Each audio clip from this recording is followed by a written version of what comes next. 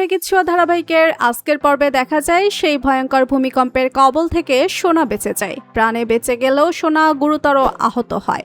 উন্নত চিকিৎসার জন্য সোনা বিদেশে চলে যায়। সেখান থেকে চিকিৎসা নিয়ে ধীরে ধীরে সুস্থ হতে লাগে সোনা। এরপর সোনা নিজে একটি বিজনেস দাঁড় করায়, আর সোনার বিজনেস পার্টনার থাকে অংশমান। সোনা অংশমানকে বলে সে কলকাতায় ফিরে আসবে। অন্যদিকে সোনা মনে মনে বলে, এবার আমি কলকাতায় গিয়ে আমার পরিবারকে খুঁজে বের করব। অনেক বছর ধরেই তো আমি দেশের বাহিরে আছি, আমার পরিবারে আদৌ কেউ বেঁচে আছে কিনা সেটা আমি জানি না। তবে এবার আমি কলকাতায় ফিরে গিয়ে আমার পরিবারের খোঁজ করব। আমি খুঁজে দেখব আমার পরিবারের কাউকে খুঁজে পাই কিনা। এরপর সোনা অংশমানকে বলে কয়েকদিনের জন্য সে কলকাতায় যাবে এবং সে তাদের বাড়িতেই থাকবে। সোনার কথা শুনে অংশমান খুশি হয়ে যায়।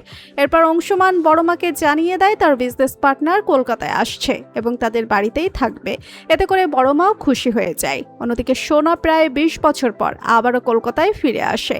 কলকাতায় এসে চৌধুরী বাড়িতে হাজির হয় সোনা। চৌধুরী বাড়িতে ঢুকে সোনা সবাইকে বলে, আমার এমন একটা পরিবার ছিল, কিন্তু বর্তমানে তাদের সাথে আমার যোগাযোগ নেই।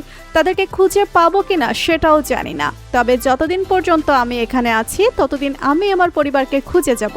দেখি আমি চলে যাওয়ার আগে কারোর সাথে দেখা হয় কিনা। যদি আমার পরিবারে কাউকে খুঁজে পাই তাহলে তাকে আমি আমার সাথে করে নিয়ে যাব।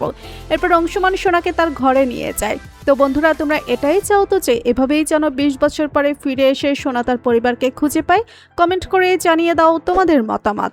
আর আমাদের চ্যানেলে নতুন হয়ে থাকলে চ্যানেলটি সাবস্ক্রাইব করে রাখুন, যেন অনুরাগের ছোঁয়া ধারাবাহিকের যে কোনো আপডেট ভিডিও সবার আগে পৌঁছে যায় আপনাদের কাছে। ধন্যবাদ সবাইকে।